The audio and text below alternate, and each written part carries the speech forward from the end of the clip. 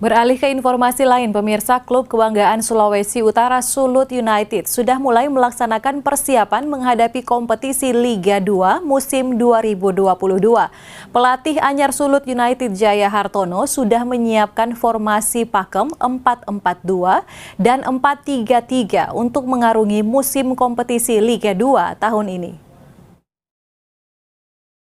Sebanyak 31 pemain Sulut United sudah mulai melaksanakan latihan di Stadion Kelabat Manado sebagai persiapan menghadapi jalannya kompetisi Liga 2 tahun 2022.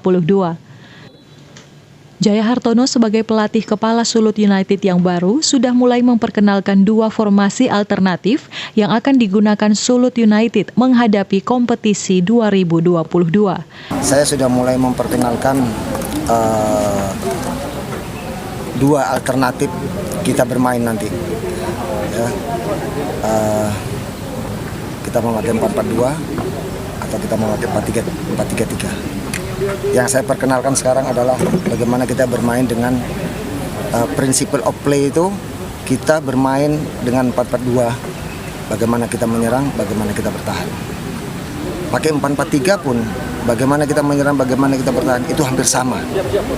Jadi prinsipnya, pada saat kita bertahan, sama prinsipnya.